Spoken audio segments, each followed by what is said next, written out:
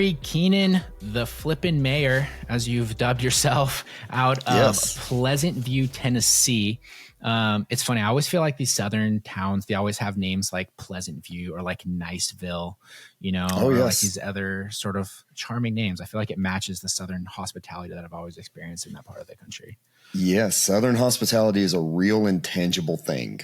It is. Yeah, that's great. And I've always heard that, everyone there is very genuine, but it's when you hear the, oh, bless your heart, that's like their way of really sort of like being rude and telling you to F off. I always thought people were just being nice when they said that, but I guess it's not actually genuine when they say that to you in the South. The context does come into play, and if somebody does something incredibly stupid, you're like, oh my gosh, bless their heart. And then if somebody's got something just incredibly unfortunate, you can say, oh my gosh, bless their heart, and it means two totally different things. That's funny. Yeah, up here in the Northwest, everyone's just kind of a little bit more direct and to the point, so we don't have those formalities. But, very much, yes. Yeah. So, well, awesome, man. Well, I'm super excited to have you come on the show today. I got really excited reading your bio before we hopped on because you have your hands in a whole bunch of different things. So, I guess first off, to start, people that maybe don't know who you are, haven't heard about you, give us kind of like the cliff notes. Let's start from the beginning for the end first. So, what does your current business look like, and kind of how did you get into real estate? Yeah, so I got started into real estate with a friend of mine. His name is Steve Outlaw, and we went to a seminar back in 2004, 2005 from what I would probably consider the godfather of house flipping, and his name was Ron LeGrand.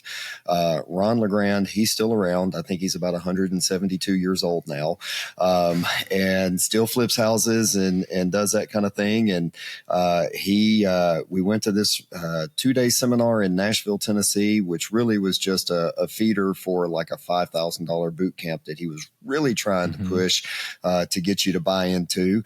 And I told Steve, I said, man, I'm either dumb enough or arrogant enough to think that I can really figure this out without having to spend $5,000 to go to this boot camp. And so we took some of the strategies that he taught from that. And Mike, I'll never forget, man, one night my phone rang, and it was about 7 or 7:30, and I looked down and it was a number that I didn't realize. This was before people were getting inundated with spam calls every 20 minutes. And so I thought, well, I don't know who this is, but I'm going to answer it. And this lady was on the other line. She said, hey, I got your letter in the mail that you might want to buy my house. It's funny you should send that letter because our house is in foreclosure, which I already knew because we pulled the list of foreclosures as directed by Ron LeGrand. And so anyway, she said, yeah, if you want to buy it, I'd love to do it. And so Steve and I we met with the lady, and she literally signed over the deed to the house and said, if you just get me out of the foreclosure, you can have the home. And I remember thinking, after we did that, I thought, holy crap, I can't believe that worked. Like, oh my gosh. And so we had our first deal, man, and I was bit by the real estate investing bug, and so we did that deal, and we sold that house, and I think we made about $8,000 total between the two of us, and literally didn't have to put any money into it hardly at all. And I thought, golly, like that's crazy. And then we lost money on the next two deals, and I thought, oh, there's the reality of how that works. And so, but Mike, honestly, while we didn't lose a whole lot of money, we lost just enough for it to sting a little bit. But the most important part of that was, we learned what lessons not to duplicate, what mistakes not to duplicate. And then we just kind of, zeroed in from there. Yeah. So that started the real estate journey. Awesome. That's great. And then, so I guess fast forward, what does your business look like now? Because you said that was 2005. So that was about 20 years ago, believe it or not. Yeah. So I'm assuming you've done a ton since then. Well, I know you have based off of the notes that you sent me, but give us the fast forward to what it currently looks like. So we went through the entire roller coaster. We were pregnant with our first child in 2007, and our partner Steve, they wanted to scale into a different direction than I wanted to go, especially having kids. And so I said, hey, let's just split the company and you go that way and I'll go this way. And we're still friends. We go on vacation together. Our families do. And, so it was very amicable. And, so anyway, we got hit with the 07-08 real estate crash. We were flipping houses left and right, man. You just couldn't hardly go wrong. And man, when the market crashed, we were stuck holding 5 mortgages, and I couldn't hardly give away the houses. I literally could not have gotten, Warren Buffett approved to buy a house at that point. It was crazy. Yeah. And so my wife and I were kind of considering bankruptcy, and we were treading water. And after about 6 or 7 years of that, I said, we're going to have to figure something out, because at this point we're upside down on mortgages and that kind of thing every month for 5 or 6 years. We'd stuck renters in a couple of them, and man, it was awful. And then was talking to my parents, who are amazing entrepreneurs, and they said, you need to go and sit down with our family friend. His name is Johnny Lindahl. He's really like a second dad to me. And he said, just be honest, truthful, lay it all out. Johnny was also, or is also, a real estate investor. And so we had a long 3.5-hour lunch, and he said, what you need to do is you need to get to 10 doors as quickly as possible, because flipping houses, while you've created a flexible income that allowed me to go back and also be mayor at the same time in our hometown, what you haven't done is you haven't created anything stable for the future. And I thought, we had those 5 houses, we sold 2 of them, and I was stuck with 2 other mortgages that I couldn't get rid of, plus our personal. And I said, man, Johnny, I just don't want to be a landlord anymore. He said, change your mindset. Wrong concept. You need to get to 10 doors as quickly as possible. So I went home after that lunch, and Mike talked to my wife about it. And she said, he's a lot smarter than we are, and we just need to do what he said. And so as soon as we got to 10 doors, I call it the power of 10. Literally, as soon as we got to 10 doors, it's like all the pressure was off. Somebody moved out in the middle of the night, not a big deal. The other 9 renters were paying the mortgage for, everything. Water heater went out and we had to replace it. Fine. Maybe we weren't going to Italy this month, but we had the money in CapEx fund to be able to do that. And so then we scaled to, after we got to 10 doors, we scaled to 20 doors, and then we scaled to 30 doors, and then we bought a mobile home park. And so right now, my wife and I, we own about 35 doors ourselves personally. And then we have another 10 doors with a partner and I, who is also our family attorney. And so he and his wife, were partnered with 10 doors for them. Nice. That's great. And it's so interesting, Perry, that I've heard that same story so many times about people that were in real estate at that period of time. And it seems like the recurring pattern was everyone was transactional. Like there weren't like people that had that asset accumulation mindset quite like you see now. And I mean, I was pretty young back then in 2004, 2005. I was only in high school. So I wasn't really like a part of that at all, or that wasn't even something that was on my radar. But we've had some major operators that have come through, and they always tell that same thing. And it's funny, and I guess I'm not entirely sure why, because Rich Dad Poor Dad was like a 90s book, right? People sort of had heard that asset sort of mindset before, but I don't know, maybe just like the income potential was just so good that the rental income situation just didn't seem nearly as appealing. And then, so, well, I guess what was that transition? Was that hard? Because I know like for me, because I have a very transactionally based business, and admittedly it is hard sometimes to have like a down payment sitting in a property when I'm like, man, I could like do a lot more with that money in my business. Yeah, it was excruciating. And, kind of going back to what you were talking about, in 2007, 2008, when I couldn't give away houses, Johnny was buying properties left and right. Interesting. When the analogy that I use is, while everybody was trying to get out of the pool, Johnny was jumping in without a life preserver saying, I'll take everything you got. And so because he was smart enough to do it that way, he ended up with well over 100 doors, very quickly. And, now that he's held those for, 15 plus years. The majority of those are in a 25% or less equity position. Debt ratio on those. Yeah. And so in that scenario, he is set, but not only is he set, now his family is set for whenever Johnny passes that legacy on to his family, to his kids. So now that we've got this opportunity again, and I hate to call it an opportunity because I know there's people that are struggling out there, but Mike, it's all part of collecting keys. It's just like what your podcast says. I have to learn from the mistakes that I made in the past. And if that's the thing that makes people successful, is saying, okay, well, when everybody is getting out, that's the best time to get in. With intelligence, obviously, you just don't jump in willy nilly, but you jump in and you just immerse yourself in it. So we are in full on acquisition mode right now. We've got another mobile home park under contract now. We're hoping to close sometime later this month or next. And I'm constantly putting the word out there that, if you've got a problem child, if you've got something that your, debt to income ratio is too high now that the interest rates have adjusted and what have you, let me know. I'll find a way to be able to take that project down and work through it. Yeah, that's awesome. Yeah, let's dive into that, because I would love to hear how you kind of balance that, because I know you mentioned before the show, so you haven't said this on air yet, but you're not really big into like being a syndicator or raising money.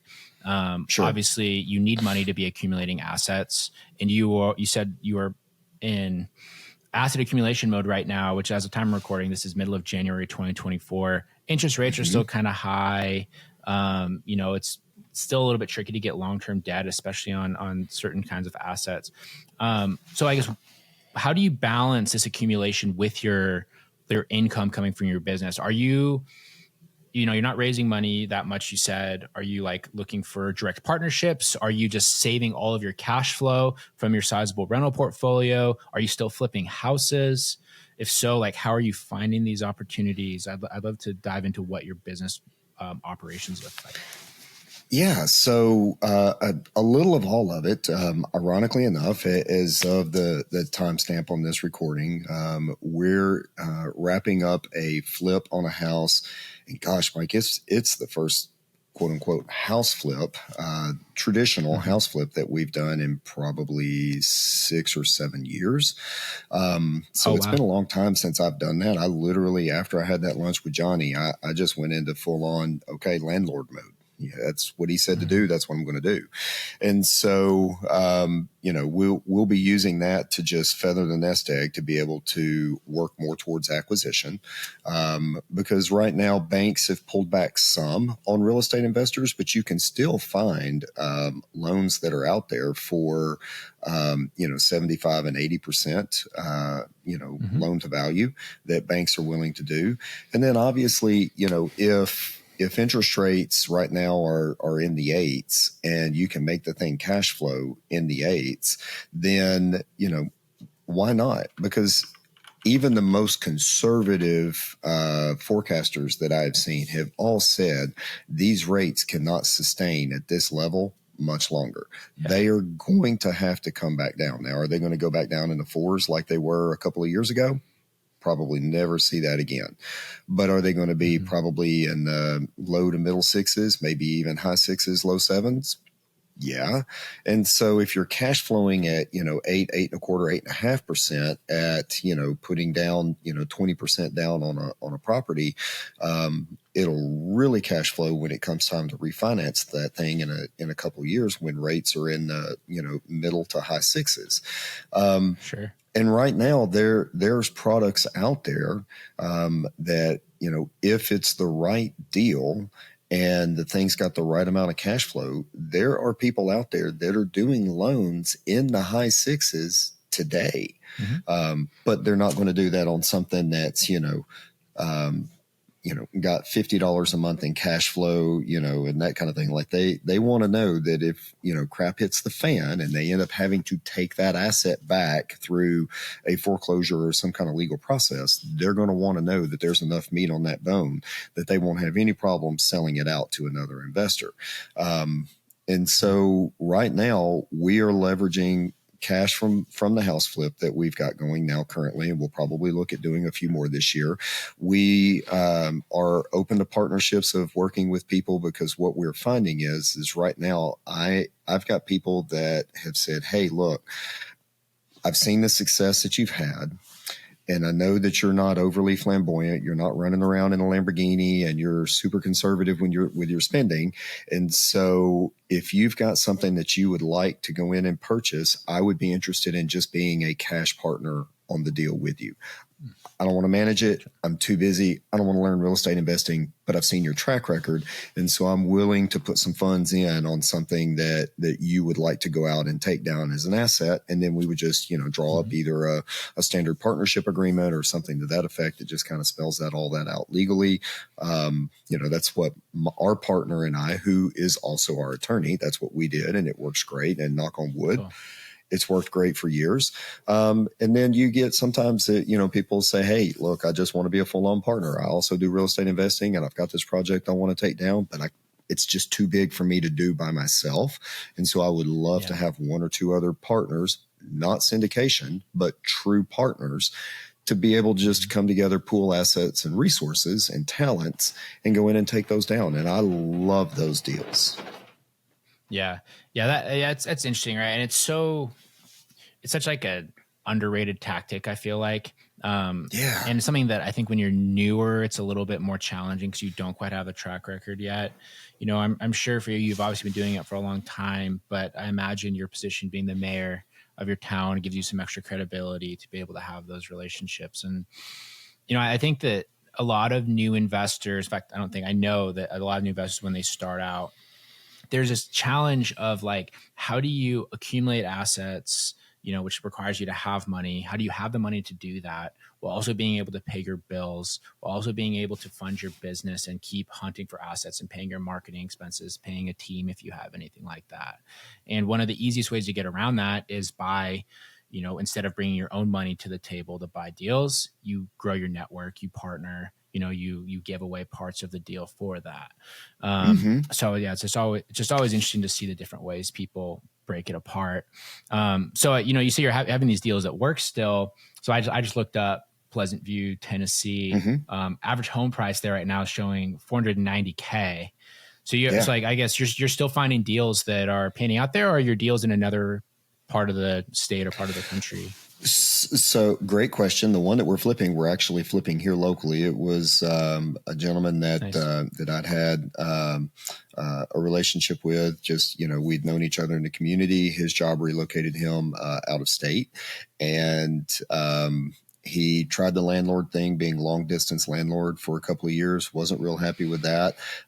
Casually threw out there that he might be interested in selling the house. And I said, well, I'd be interested in taking it off your hands as is, where is. You don't have to fix it. You don't have to paint it. You don't have to call a real estate agent. Let's just settle on a price and knock it out.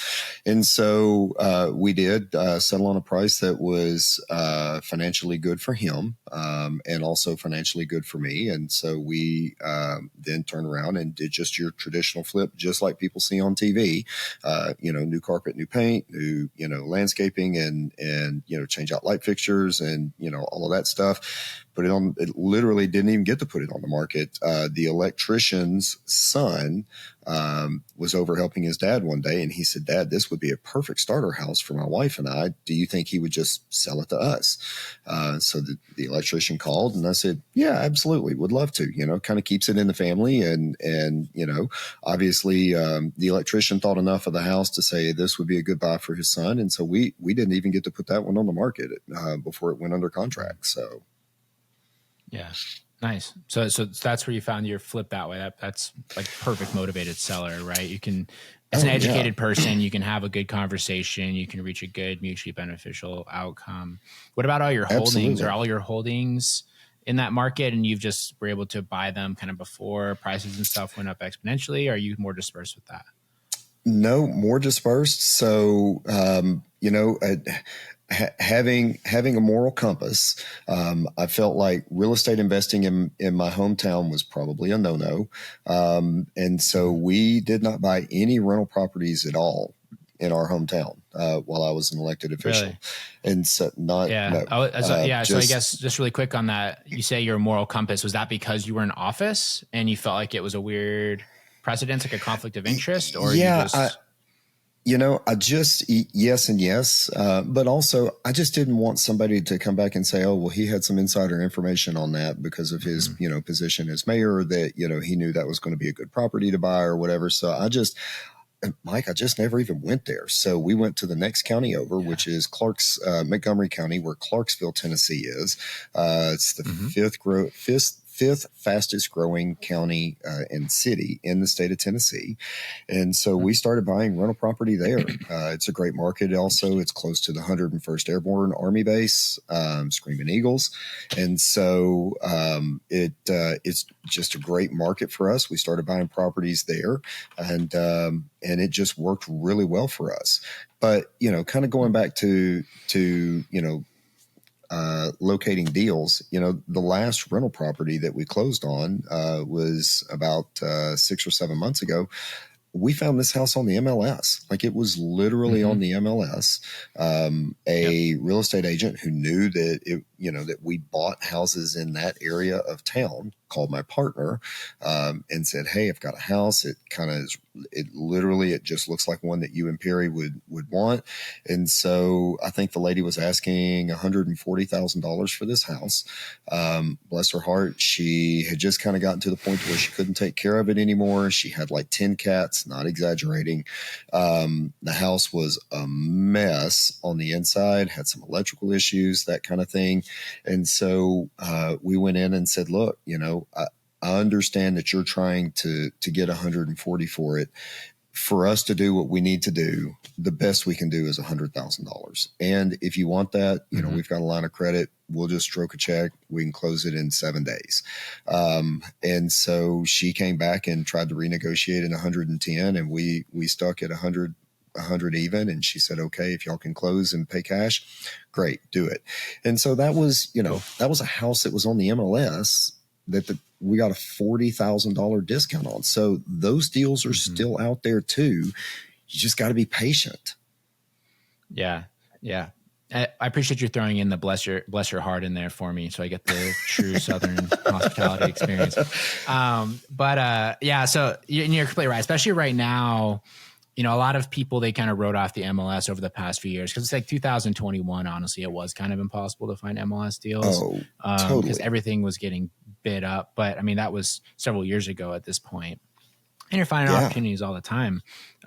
People even buying like homes for themselves to live in, you can pretty easily get things for 10, 15 cents in the dollar. Even in nice neighborhoods, like the people across from me. I live in a newer build neighborhood here in Spokane, Washington. People across from me, they needed to sell their house in like a set time frame. It was like a 2-month time frame. Their first offer fell out, when they were kind of like pushing to the time crunch a little bit. Second offer came in and was like $100,000 less, and they took it because they were like, "We need to move on from this situation." They had some personal family stuff and things that they were dealing with. And that happens all the time. But I think a lot of people on the MLS, because it's kind of a public domain, they get a little bit more embarrassed, like making these lowball offers. But it's a great way to find deals right now if you don't want to be doing the whole direct to seller marketing thing and having like a sales pipeline, which just isn't for everybody. So that's awesome. That makes sense. I want to dive into this mobile home park that you acquired, because you kind of threw that in there casually, but that's a different asset class, right? And one of the most, I guess, reoccurring questions that we have from people in our scale community or from listeners who hit me up on Instagram is about learning to get away from residential or, learning to buy like larger stuff. And so you did this mobile home park. Did you just like go for it, or did you have like a mentor? Did you have a partner? So true story. I love going to the gym first thing in the mornings, and as much as I love my 80s hair metal, you can see my Def Leppard guitar over there on the wall and that awesome kind of thing. as much as I love my 80s hair metal, I had gotten to where I was just constantly listening to podcasts in the mornings when I was at the gym. And Brandon Turner from Bigger Pockets was on an episode, and he was talking about, I think I'm going to buy a mobile home park. And then a couple of episodes later, again, I'm at the gym, and he mentions it again. He's like, I'm really dialing in on this mobile home park thing. I've never owned one and never really thought that I would ever look at that, but here I go. And so I thought, I've never thought about a mobile home park either. But again, leaning into people that I consider to be much more intelligent than I do. And to me, I don't want to recreate the wheel. I just want to duplicate systems that are successful. I kind of dove in on a couple of other outside podcasts and listening to people about mobile home parks and assets, like that. And man, Mike, I kid you not, total God thing. I got out of the gym, and about an hour later, a lady that has fed me deals wholesale, she called and she said, I've got a deal that's perfect for you. And I said, okay, what is it? And she said, it's a mobile home park. And I thought, there is no way. Like, that is not a coincidence.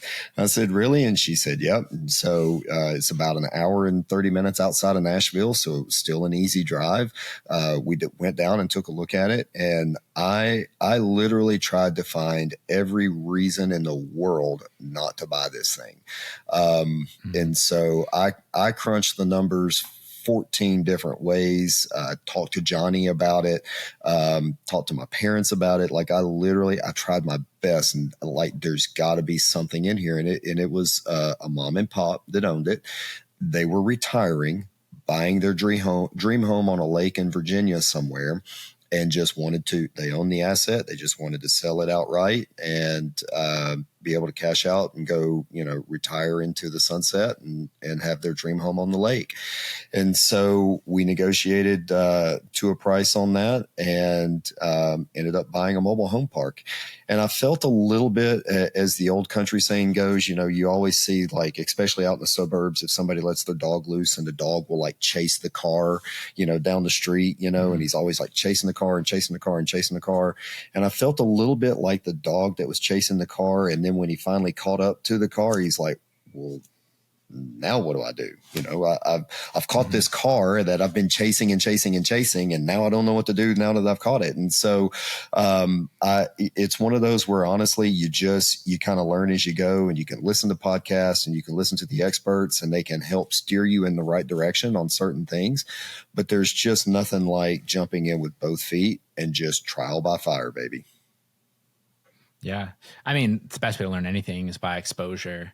And this is something I contemplate a lot, because I get a lot of newbies that reach out. They hear my story on different episodes or different podcasts I've been on. So I guess that's a quick background for you, Perry. Sure. I had an engineering career for 5 years.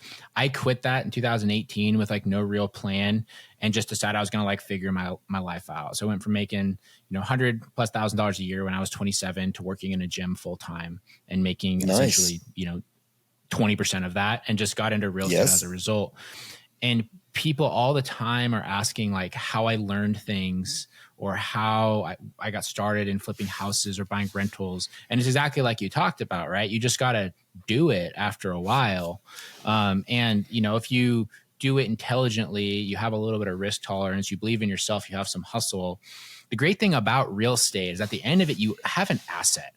Right? It's not like you're investing $50,000 cash into a business that you don't actually have anything tangible. Like, the worst case with real estate is if stuff gets a little bit tricky, it's very easy to find people to help you figure out the problems, right? It's a very established, industry that has professionals.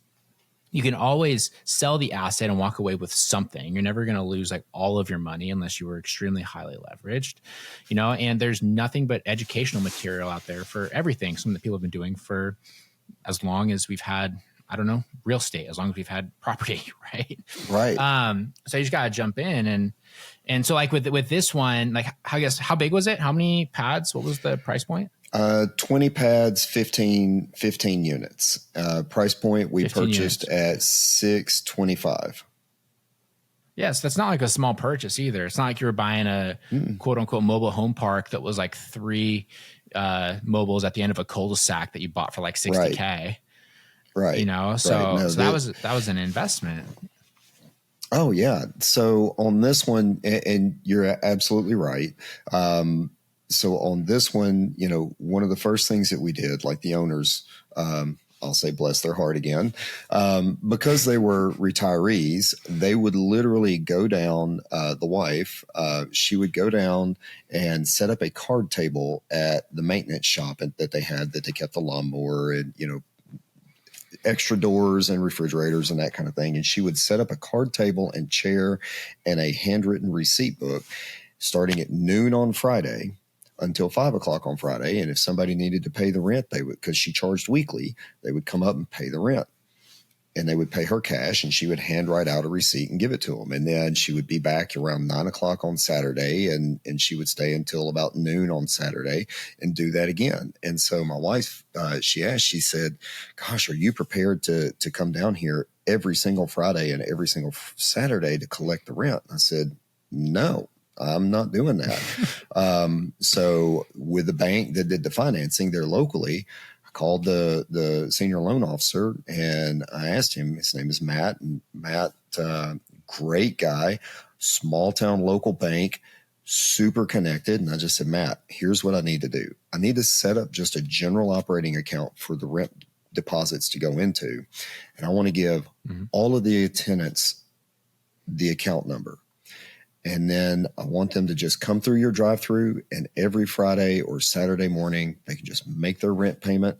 And then I'm going to have them take a picture of that rent receipt, the deposit receipt that you give them back, and they're going to write their name and unit number on there, take a picture, text it to me, and I'm going to give them credit for paying the rent. He said, yeah, I'm good with that. And I said, now, for the ones that are more tech savvy, we're going to set up a Venmo account. And if they want to pay their rent via Venmo or Cash App, we're going to set up for them to be able to do that too. But I'm not driving down here an hour and 45 minutes each way every Friday and every Saturday to go do this. And he said, I don't blame you. I wouldn't do it either. And so we did literally in the very first week, it just clicked, and everybody was super happy with that. Plus, I didn't want to be the guy sitting in the middle of a mobile home park with, $2,000 worth of cash on them. And then one of these, tenants get pissed off or sideways and tell their buddy, hey, if you show up around 4 o'clock on Friday, Perry will probably have about $2,000 in cash sitting in his pocket. And that'd be a good time to go and handle a little extracurricular business. So, I wasn't going to do that. Funny side note to that, when we're crunching our numbers and we're kind of getting into it, and she gave me her final copy of the books and stuff the day that we closed, like for the final 2 or 3 weeks of rent collections. I'm trying to go through, and I'm like, it's just not adding up. It's not adding up. I can't make these numbers work. And so she's showing what she's collecting in rent, and I'm showing what the projections are. And what she's collecting was higher than the projections. And I thought, gosh, I just can't figure this out. What's going on? And then it finally hit. Divine inspiration. I'm like, she's collecting rent every week. I'm doing my projections based monthly.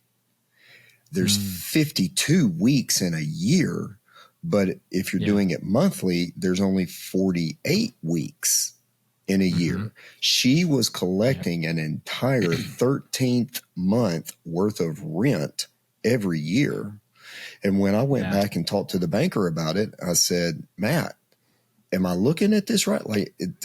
Is that what I'm seeing here? And he said, yeah. So essentially you're going to be making 12 mortgage payments and 12 insurance payments, but you're collecting 13 months worth of payments because there's 52 weeks in a year. I thought, oh my gosh, that's brilliant. So it's been fantastic.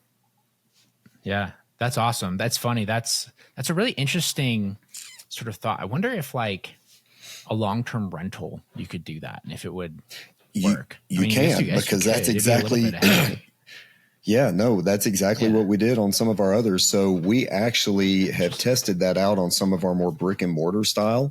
And what I have found is that the rate of people that are either late on their payments or the rate of people that I've had to evict in those units that we've converted to that model, it has gone down exponentially. Because if you've got something that you're renting for $1,000 or $1,100 or $1,200 a month, and somebody has a car issue, or, their dog ate their homework, or they were sick with COVID for a week and they missed work, or whatever it is, for them to come up with a $1,200 payment on the first of the month can be a little hairy.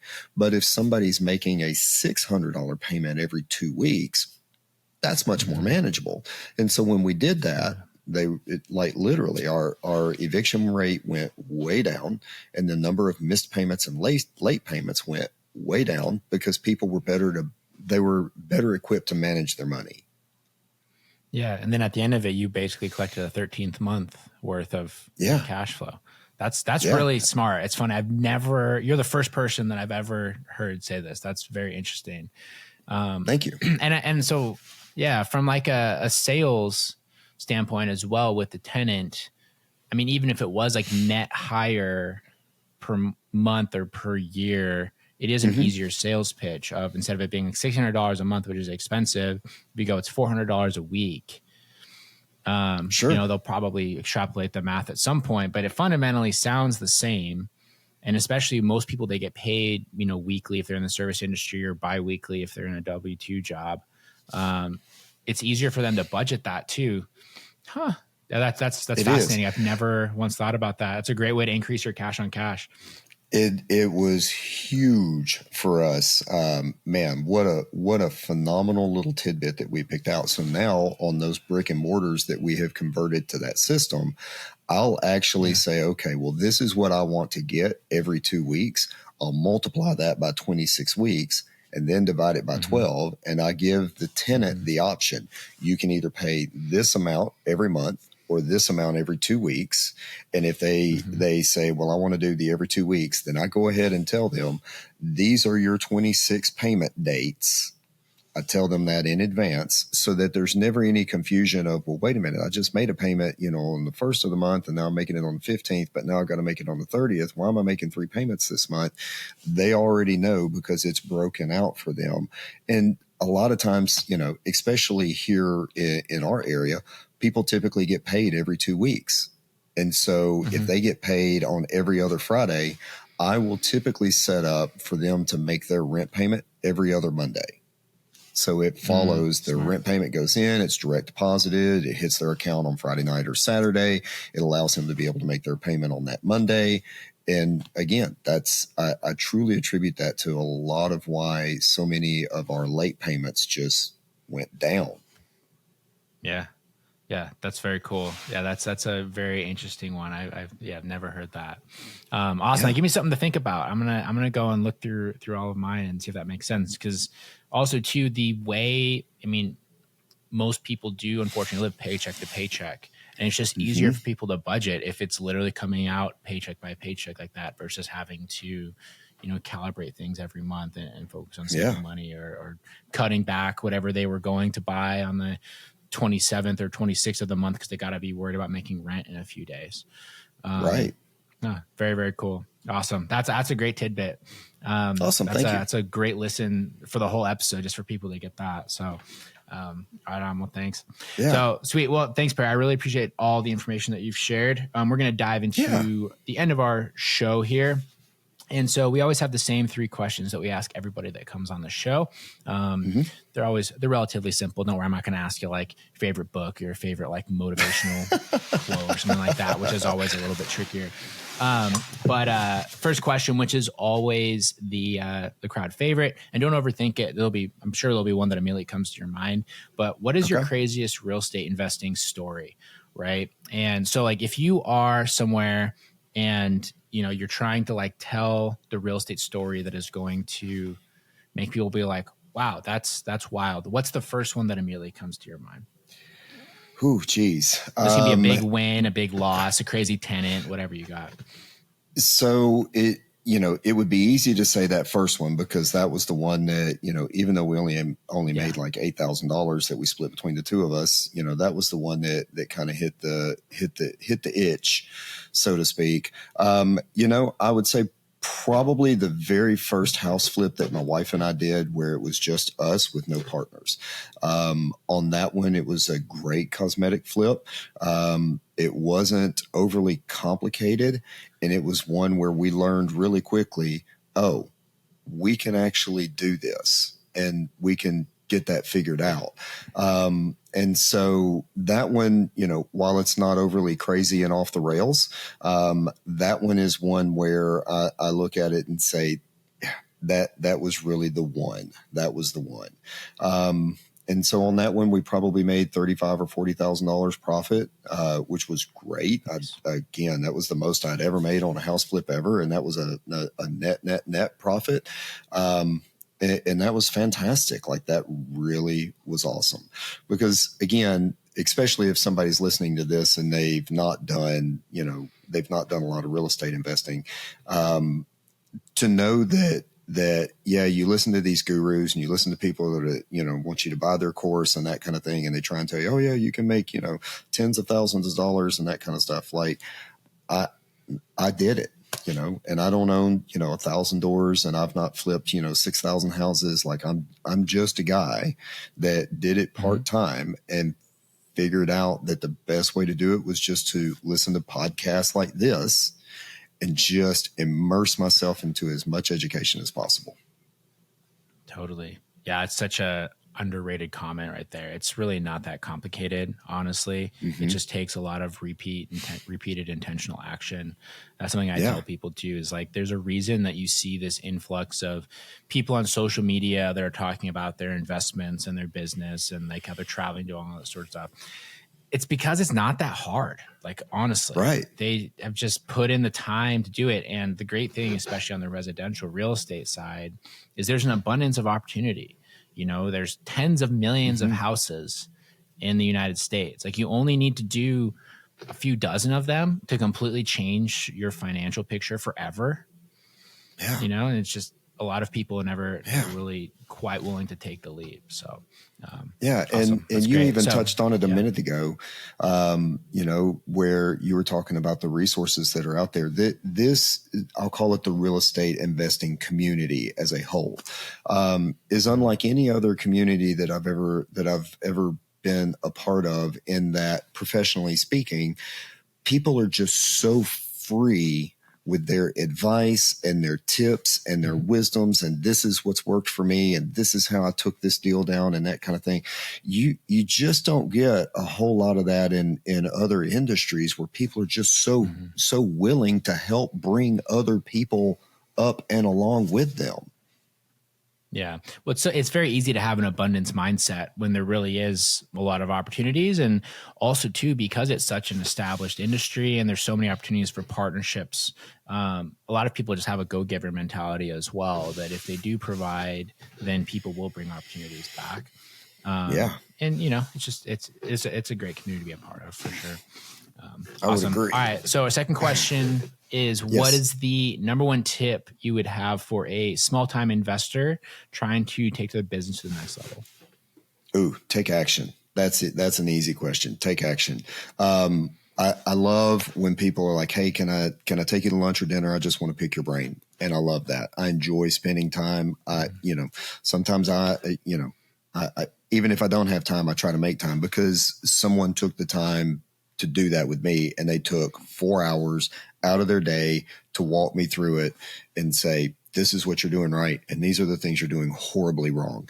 And so, I don't mind doing that, but I also cannot tell you the number of people, Mike, that are like, hey, let's go have coffee or let's go to dinner. And then, we'll spend 3 or 4 hours going through stuff, and we'll make pages and pages of notes.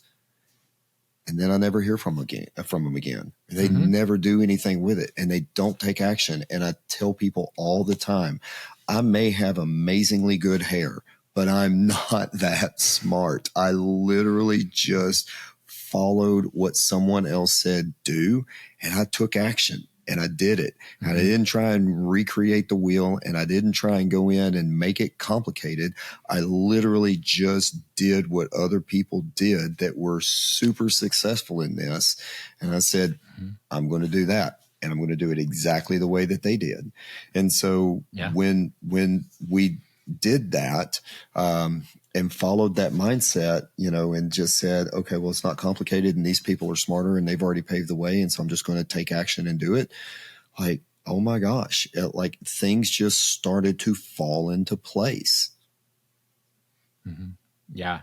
I mean, and that's whether you're brand new, whether that's a piece of your business that you're trying to like figure out, whether you're trying to branch out from residential into mobile home parks, you just gotta, get after it and start doing something. I don't know if it's like the traditional school system or what, but people always feel like they need to be an expert on something before they're willing to jump in. And that's just the greatest way to kind of get nowhere. Because there's always more you can learn. Always. There's only so much that you can learn from content and information.